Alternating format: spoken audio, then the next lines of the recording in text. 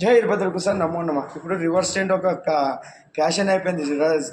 జగన్ గారు వచ్చి reverse tender ద్వారా ఏదో 700 కోట్లు మిగిలిచ్చాను పోలవరం నవయుగం నుంచి తప్పించి కృష్ణారెడ్డి గారికి ఇచ్చినప్పుడు మళ్ళీ అది ఏం నాశనమే పోలవరం చూసాం. మళ్ళీ మొదటికే వచ్చే పరిస్థితి కాఫర్ డ్యామ్ దెబ్బతిని. ఇప్పుడు మళ్ళీ ఇక్కడ తిరుపతిలో కూడా నందిని గారు కర్ణాటక ప్రభుత్వం తరపు నుంచి వాళ్ళు సహకార సంఘాల నుంచి ఆ నెయ్యిని క్వాలిటీతోన సాంప్రదాయంగా పద్ధతికి ఇచ్చే నెయ్యిని మీ మీద మిగిలిస్తున్నాము వెంకటేశ్వర స్వామికి అని చెప్పి ఎవరో 320కి ఇస్తే తీసుకోవడం ఆలోచించాలి.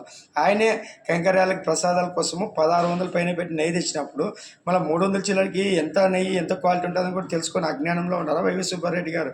మళ్ళీ సూపర్ గురువు అంటారు. సూపర్ గురువు అంటే ఇట్లా ఆలోచనతో చేస్తాడా? ఏం ఆలోచన? సూపర్ గురువు ఇట్లుంటాడా? దేవునికి అన్ని ఆలోచన చేయాలంటే ఒక క్వాలిటీ విషయము ప్రసిద్ధిగాంచిన ప్రపంచ ప్రఖ్యాతిగాంచిన తిరుపతి లడ్డుని అపవిత్రం అవుతుందని తెలిసి కూడా ఆ కల్తీ నెయ్యికి ఏ విధంగా పరీక్షలు చేయకుండా అసలు తిరుమల కొండ మీద ఏ పరీక్షలు చేసే నెయ్యి కేంద్రం కూడా లేదు. ఓకే, ఈయన ప్రెస్ మీట్లో చెప్పేస్తాడు అనమాట.